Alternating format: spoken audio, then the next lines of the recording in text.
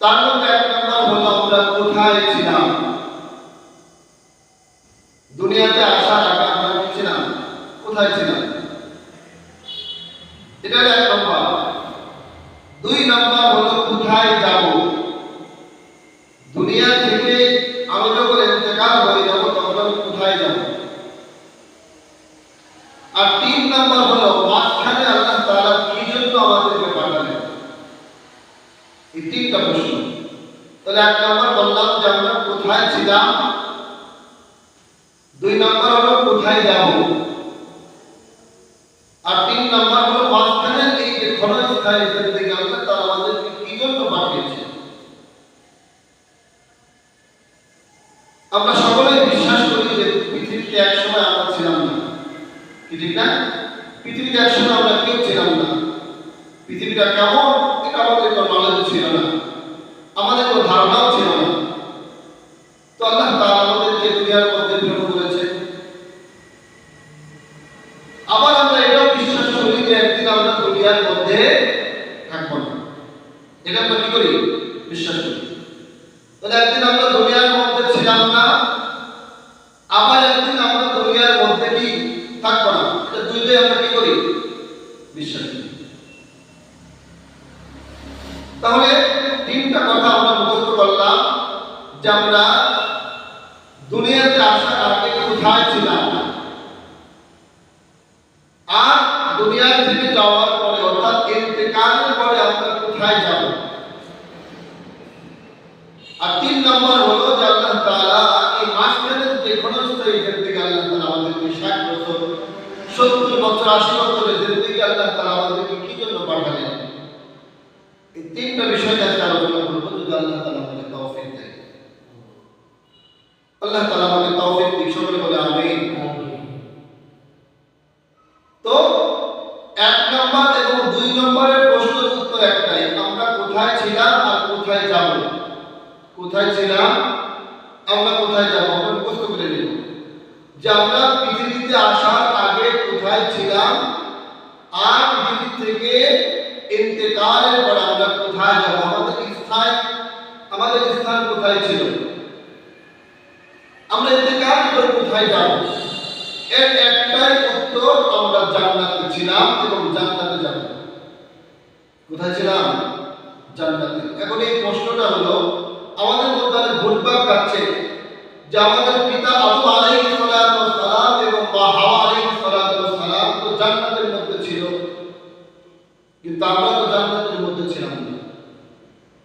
তাহলে আমরা কিভাবে জান্নাতের মধ্যে ছিলাম, এটা প্রশ্ন আসে না? আমাদের আদি পিতা আদম এবং হাওয়া দুইজন জান্নাতের মধ্যে ছিল, কিন্তু আমরা যে জান্নাতের মধ্যে ছিলাম এটা আজকে আমরা অনেকে নতুন শুনলাম, তাই না? এটা অনেকে আমরা নতুন শুনলাম যে আমরাও জান্নাতের মধ্যে কি ছিলাম। আল্লাহ তাআলা সূরাতুল বাকারা 38 নম্বর আয়াত, কত নম্বর আয়াত? 38 নম্বর আয়াতের মধ্যে আল্লাহ তাআলা বলেন কুলনা হুবিতু মিনহা জামিআ। আল্লাহ তাআলা এই আয়াতের মধ্যে বলেন কুলনা হুবিতু মিনহা জামিআ। এই আয়াতের অর্থ বোঝার আগে একটু কিছু কথা বলতে হবে। সেই কথাটা হলো আমরা বাংলা এবং ইংরেজির মধ্যে বচন করেছি দুই প্রকার। কয় প্রকার? বাংলার মধ্যে বচন করেছি এক বচন, বহু বচন। যারা আমরা লেখাপড়া করছি ছোটবেলায় এক বচন আর কি বহু বচন। আচ্ছা, ইংলিশের মধ্যে আছে সিঙ্গুলার আর প্লুরাল, এটা দুইটা। তাহলে বাংলা এবং ইংলিশের মধ্যে বচন কয় প্রকার? দুই প্রকার। ভালোভাবে বুঝেন, বাংলা এবং ইংলিশের মধ্যে পৃথিবীতে যত ভাষা আছে সমস্ত ভাষা দুই প্রকার। না, ভাষাটা বচন দুই প্রকার। কয় প্রকার? একটা হলো এক বচন, আরেকটা হলো বহু বচন। কিন্তু আরবির মধ্যে ভাষা নয়, বচন হলো তিন প্রকার। কয় প্রকার? বচন হলো তিন প্রকার। তাহলে পৃথিবীতে যত ভাষা রয়েছে তার মধ্যে বচন হলো দুই প্রকার, কিন্তু আরবির মধ্যে বচন হলো কয় প্রকার? তিন প্রকার। এক বচন, দ্বিবচন আর হচ্ছে বহু বচন। এটা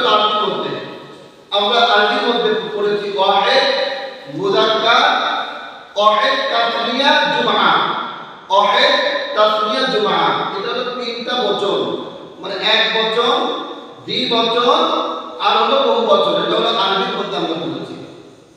তো আল্লাহ তাআলা ভালো করে বুঝেন যে আল্লাহ তাআলা আদম এবং হাওয়াকে জান্নাত থেকে যখন বের করতেছে তখন এখানে কোন বচনটা ব্যবহার হবে? অবশ্যই দ্বিবচনটা ব্যবহার হবে। আল্লাহ তাআলা আদম এবং হাওয়া কয়জন? দুইজন। আল্লাহ তাআলা যখন জান্নাত থেকে যখন তাদেরকে বের করে দেওয়ার কথা বলতেন এর মধ্যে কুলনা বিতু মিনহা জামিআ, তোমরা সকলে জান্নাত থেকে বের হয়ে যাও। এখানে সকলের কথা বললেন কেন?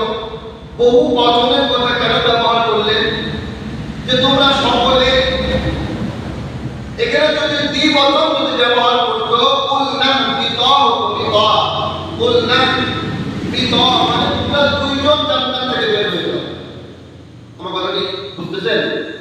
আল্লাহ তাআলা এই আয়াতের মধ্যে এরকম ভাবে বলতে পারতেন কুলনা বিতা মানে তোমরা দুইজন বের হয়ে যাও।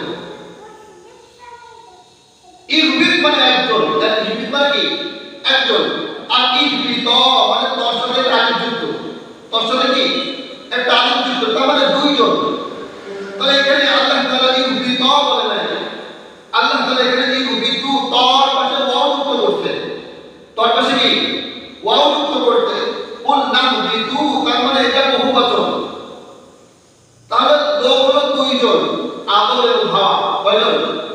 আদম এবং হাওয়া। কিন্তু আল্লাহ তাআলা এখানে বহুবচন ব্যবহার করেছেন।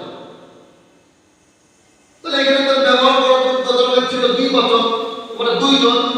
আরবিতে যেহেতু আমরা বচন করেছি তিনটা, এক বচন, দ্বিবচন আর বহুবচন, তাহলে আল্লাহ তাআলা এখানে দ্বিবচনটা ব্যবহার করতে পারতো, এরকম ভাবে বলতে পারতো কুলনা বিতা মিনহা জামিআ, তোমরা দুইজন জান্নাত থেকে বের হয়ে যাও।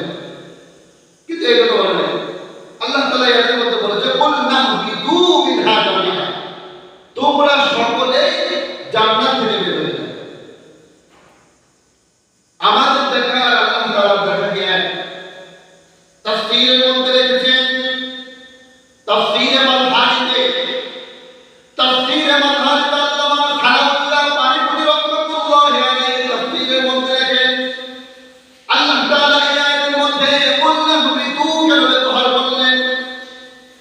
আল্লাহ তাআলা এই তাফসীরের মধ্যে বলেন, আমি যখন আদমের দিকে যখন তাকাই দেখলাম, আমি তার দিকে তাকাই দেখলাম তার ঔরসে, তার ঔরস থেকে লক্ষ লক্ষ সন্তান জন্মগ্রহণ করবে, তার পিঠের মধ্যে লক্ষ লক্ষ সন্তান রয়েছে।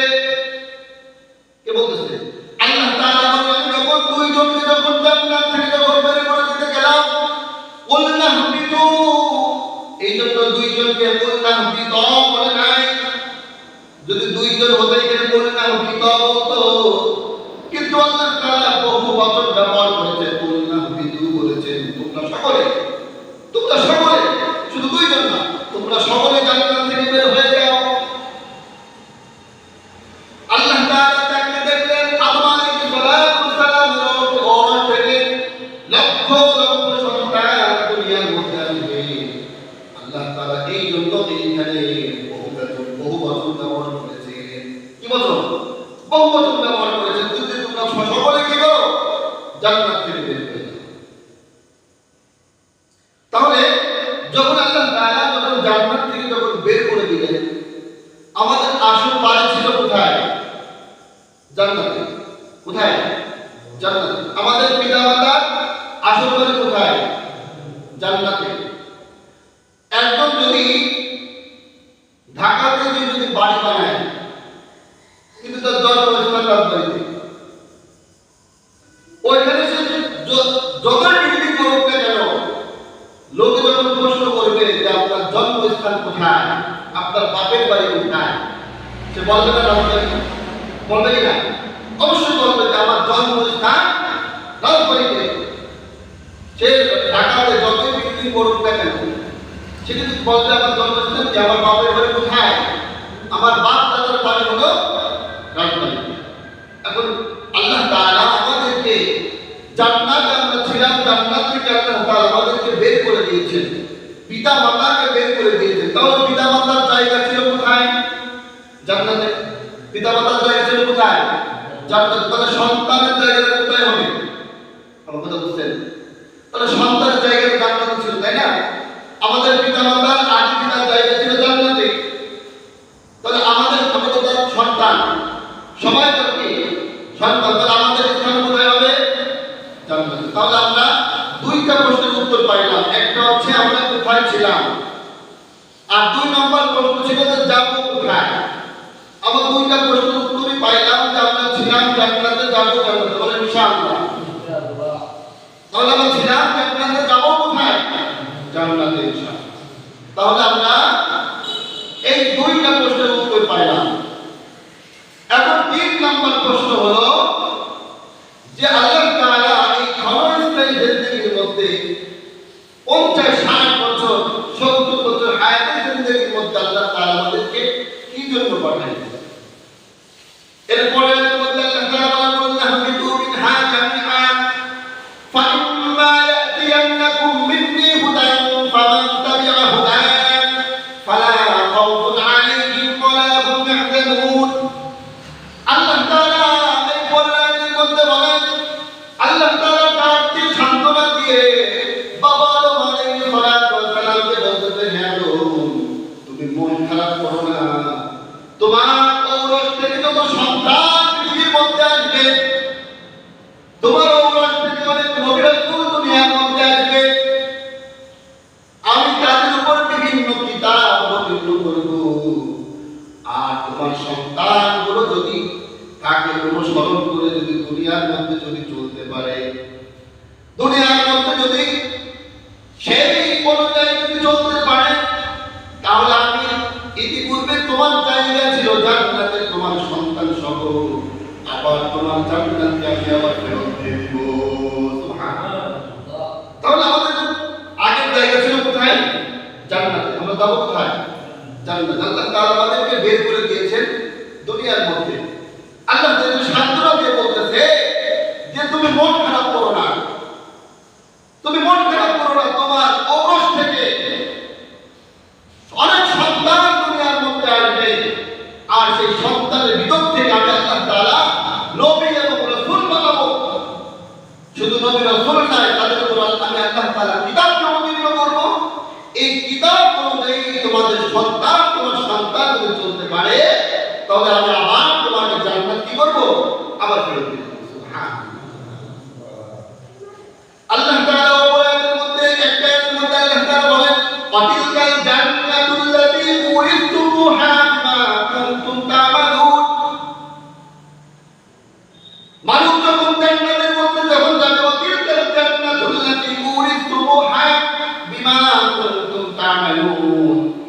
আল্লাহ তাআলা ডাকতে বলে, হে এই জান্নাতের মধ্যে তুমি যে আসছো, এটা তোমার পৈতৃক সম্পত্তি। কি সম্পত্তি? এটা তোমার পৈতৃক সম্পত্তি। তোমাদেরকে পৈতৃক সম্পত্তি সূত্রে তোমাদেরকে জান্নাত দিয়ে দেওয়া হলো। সুবহানাল্লাহ। তাহলে আমাদের বাবা আদম আলাইহিস সালাম এবং মা হাওয়া আলাইহিস সালাম ছিল কোথায়? জান্নাতে। আমরা তার সন্তান, আমরা কোথায় যাব? জান্নাতে। বুঝছেন কথা ইনশাআল্লাহ? এখন কথা হলো মাত্র 3 নম্বর কথাটা হলো যে আল্লাহ তাআলা আমাদেরকে দুনিয়ার মধ্যে কেন পাঠালেন? এই আয়াতের মধ্যে আল্লাহ তাআলা বলে, কুল্লাম বিদু মিনহা জামিআ ফাইম্মা ইয়াতিয়ান্নাকুম মিন্নি হুদা। হুদা মানে সঠিক পথ, আর সঠিক পথ মানে হেদায়েত। সঠিক পথ মানে কি? হেদায়েত। আল্লাহ তাআলা বলেন, এই কিতাব অবতীর্ণ করব যারা সঠিক পথের উপর যারা চলবে, তারা হেদায়েত আনবে। আমি আল্লাহকে আল্লাহ বলে মানবে, অর্থাৎ আমল সালেহ করবে, নেক আমল করবে, আমার সঙ্গে শিরক করবে না, আমার সঙ্গে বিদআত করবে না। আল্লাহ তাআলা অপর একটা আয়াতের মধ্যে বলেন, মান আমিলা সালিহান মিন যাকারিন আও উনসা। কত সুন্দর কথা বলছেন, মান আমিলা সালিহান মিন যাকারিন আও উনসা। মিন যাকারিন মানে হলো পুরুষ, আর উনসা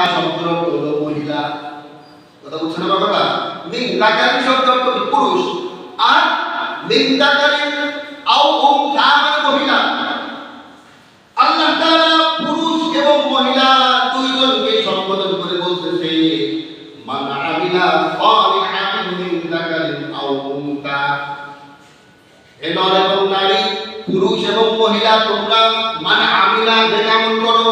কেমন নেক আমল করো?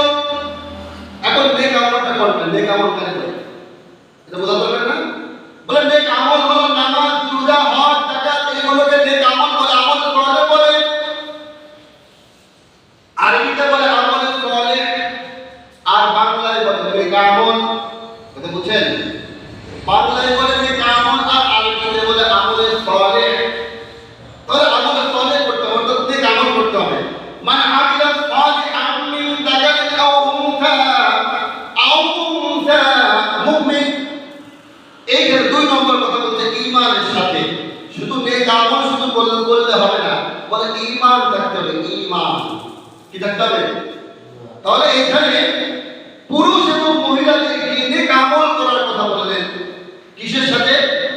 ঈমানের সাথে। ভালো মুখস্থ করেন যে আমাদের নেক আমলের কথা বলেছে কিসের সাথে? ঈমানের সাথে। এখন ঈমানের ব্যাখ্যা করতে গেলে অনেক লম্বা টাইম, অনেক লম্বা টাইম। বলে ঈমান কাকে বলে? ঈমান সংক্ষেপে একটা কথা বলতেছি, ঈমান কাকে বলে?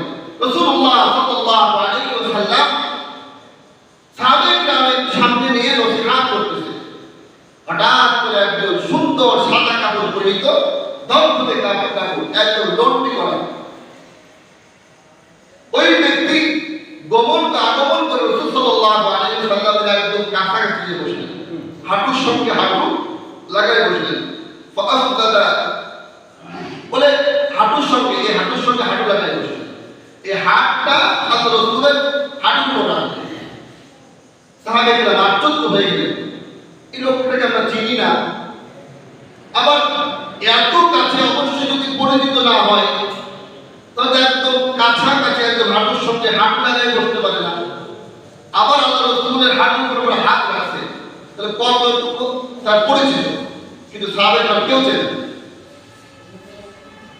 সাহাবায়ে-কেরাম সমস্ত কথাবার্তা বাদ দিয়ে ওই লোকটার উপর তাকায় আসছে।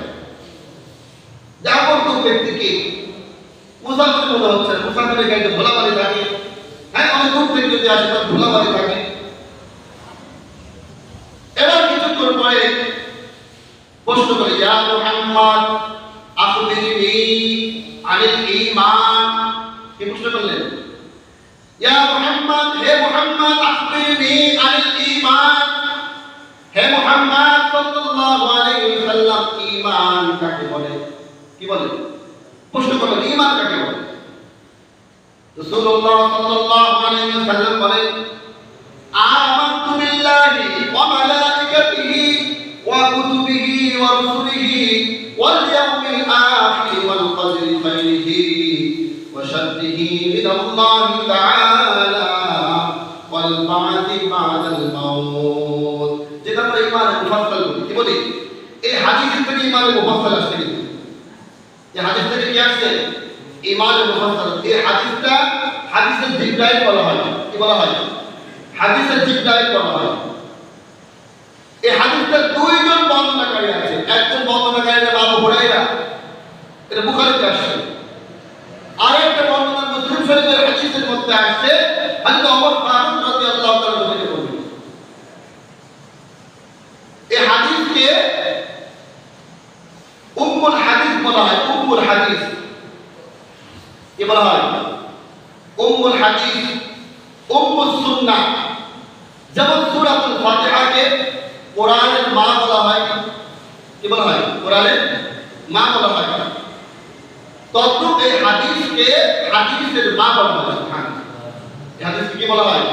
হাদিসের উম্মুল হাদিস, উম্মুল সুন্নাহ বলা হয়। হাদিসের মা বলা হয়। হাদিসের জিবরাইল। হাদিসের কি? জিবরাইল। তো প্রশ্ন করলেন যে ঈমান কি জিনিস? ইয়া মুহাম্মদ আখবিরনি আনিল ঈমান। হে মুহাম্মদ ঈমান কি জিনিস? রাসূল সাল্লাল্লাহু আলাইহি ওয়াসাল্লাম বললেন, আমানতু বিল্লাহ ওয়া মালাইকাতিহি ওয়া কুতুবিহি ওয়া রুসুলিহি ওয়াল ইয়াউমিল আখির ওয়াল কদরি খাইরিহি ওয়া শাররিহি মিনাল্লাহি তাআলা ওয়াল বা'দি বা'দাল মাউত। সময় বসে বলে 7টা বিষয় যে ব্যক্তি বিশ্বাস করবে, যে ব্যক্তি 7টা জিনিসকে বিশ্বাস করে এর নাম ঈমান। এর নাম কি? ঈমান। সংক্ষেপে বলে দিলেন যে ব্যক্তি 7টা জিনিসকে কি করে? বিশ্বাস করে, এটাই হলো ঈমান। সবই অদৃশ্য। 7টা বিষয় সবই কি? অদৃশ্য। চোখেও দেখে না, কিন্তু বিশ্বাস করতে হবে আল্লাহ একজন আছে। আল্লাহকে আমরা দেখতে কখন? ও মালাইকাতিহি, ফেরেশতাদেরকে কখন দেখি না? লক্ষ কোটি কোটি ফেরেশতা আছে, কিন্তু ফেরেশতাদেরকে কি করা? বিশ্বাস করা। হ্যাঁ, ও মালাইকাতিহি ওয়া কুতুবিহি, কিতাব সম্পর্কে বিশ্বাস করা। আমরা মধ্যে একটা কিতাব কোরআনুল কারীম পেয়েছি, কিন্তু কোরআনুল কারীম এরকম কিতাব আরো অনেক ছিল, 104টা কিতাব। তো সমস্ত কিতাবের উপর ঈমান আনবে, সমস্ত কিতাবের উপর ঈমান বিশ্বাস করা। তো দেখ এই বিষয়গুলো আমি অন্যদিন বলবো ইনশাআল্লাহ। তাহলে 7টা বিষয়ের উপর কি করা? ঈমান। এটাকে বলে ঈমান। এখন হলো নেক আমল কাকে বলে? নেক আমল, নেক আমল হচ্ছে নামাজ, রোজা, হজ, যাকাত, এগুলোকে নেক আমল বলে। আমি নিয়ত করলাম যে আমার নামাজ পড়তে হবে, এটা কি আমলে সালে না? নেক আমল না? আমার এই কাজ করতে হবে, ভালো কাজ করতে হবে, এটা নেক আমল। নামাজ, রোজা, হজ, যাকাত এগুলো হলো আমলে সালে। এগুলো কি আমলে সালে। এখন কথা হলো আমরা যে আমলে সালে বুঝি যে নামাজ, রোজা, হজ, যাকাত এগুলো আমরা আদায় করব, কিন্তু এটা হলো অর্ধেক, মানে 50%। ভালো বুঝেন? এই নামাজ, রোজা, হজ, যাকাত এগুলো হলো 50%, মানে 50%। কয় পার্সেন্ট? 50%। আর যে আমলে সালের মধ্যে আরো 50% আছে, এগুলো কিন্তু আমরা শয়তান আমাদেরকে ভুলাই দেয়। একজন নামাজ পড়তেছে, মিথ্যা কথা বলতেছে। হ্যাঁ, আপনি আমলে সালের মধ্যে এইটা আপনি আজকের থেকে নিয়ত করেন, আমি মিথ্যা কথা বলবো না, আমি বিবাদ শিকায়ত করবো না, আমি জিনা করবো না, আমি ওজনে কম দিব না, আমি অন্যের জমি দখল করবো না। এটা আমলে সালে আর 50%। কথা বলছেন? শুধু নামাজ, রোজা, হজ, যাকাত শুধু আমলে সালে না। আপনি নামাজ পড়তেছেন, মিথ্যা কথা বলতেছেন, আবার চুরিও করতেছেন, তাহলে আপনি অর্ধেক মানলেন আমলে সালে। মানে নেক আমল করলেন অর্ধেক, কি করলেন? আপনি অর্ধেক আমল করলেন, আর অর্ধেক আমল করলেন না। কথা বলছেন আমার কথা? নামাজ, রোজা, হজ, যাকাত তো নিঃসন্দেহে এটা নেক আমল। হ্যাঁ, আমাদের সালে অবশ্যই নেক আমল। তাহলে আমি যখন এই আমলের সালে যখন করবো, 50% হয়ে গেল, আর 50% আপনার এরাদা করতে হবে, আপনার অঙ্গীকার করতে হবে, আমি আজ থেকে আর কোনোদিন মিথ্যা কথা বলবো না, আমি আর জোয়ার খেলবো না, আমি আর কবল করে করবো না, আমি আর বিবাদ করবো না, আমি অপরের জমি অন্যায়ভাবে দখল করবো না। এভাবে আপনাকে অঙ্গীকার করতে হবে। আমল নাকি আমল করে বিস্তারিত বলতে অনেক সময় সংক্ষেপে বলেছি। আল্লাহ তাআলা যে কথাগুলো শুনলাম, আল্লাহ তাআলা সর্বপ্রথম আমার নিজেকে আমল করার তৌফিক দিন। সকলে বলে আমিন। যারা শ্রবণ